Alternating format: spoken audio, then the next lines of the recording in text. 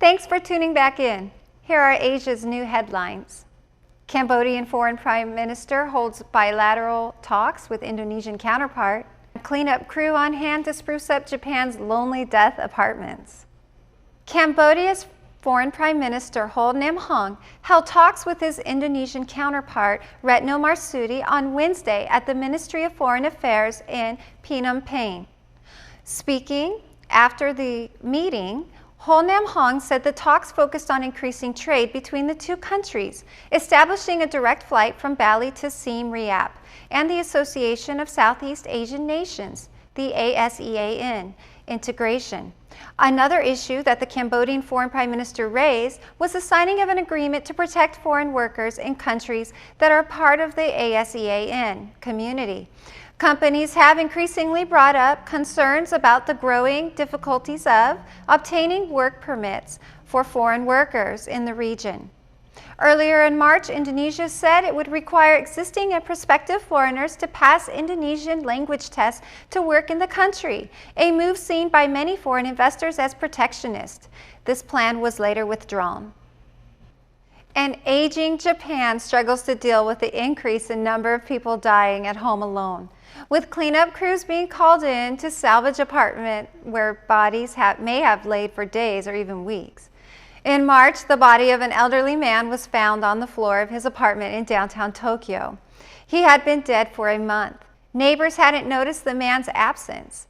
His bank made the rent payments on time, his family didn't visit, and the only reason for the body's discovery was the slight smell that troubled the tenant in the flat below.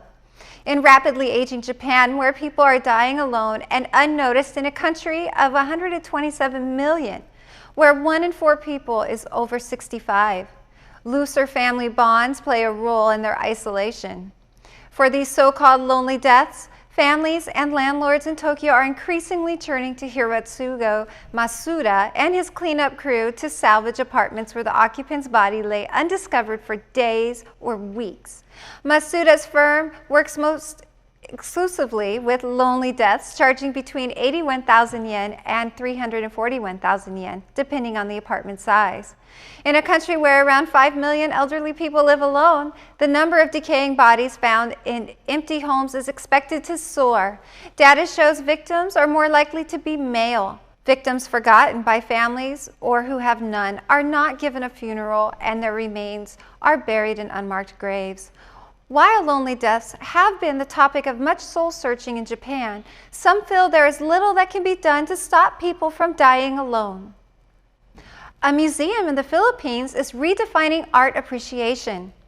Instead of restricting visitors from touching the art pieces, Art in Island encourages visitors to become a part of the artwork by posing in front of it. Created by a group of Korean artists, the museum features over 100 3D paintings designed for prime interactive enjoyment. Each hallway showcases a different theme, even including some works of masters like Da Vinci. The museum hopes to expand its collection in the future and offer a workshop on how to paint 3D images. South Korean protesters rallied on Wednesday against an upcoming speech by Japanese Prime Minister Shinzo Abe at a joint meeting of the U.S. Senate and House Representatives at the end of this month. About 200 protesters gathered in front of Japanese embassy in Seoul and beheaded an effigy of Abe while slashing a Japanese rising sun flag. Our people and international society strongly opposed Japanese Prime Minister Abe delivering a speech in the U.S. Congress without taking any responsibility of war crimes in Japan's history of invasions. We strongly urge the United States not to allow the speech, said a protester leader Park Chang-sung. South Korea has demanded Japan show proof that it is serious about atoning for its wartime wrongs. Seoul has accused Tokyo of trying to undermine an apology issued in 1993 to Asia's so-called comfort women who were forced to work as wartime sex slaves in Japanese brothels by conducting a review of it last year. Abe will spend 8 days on a state visit expected to focus on joint responses to growing Chinese assertiveness in Asia, including his moves to loosen the constraints of Japan's pacifist post-war constitution on the military.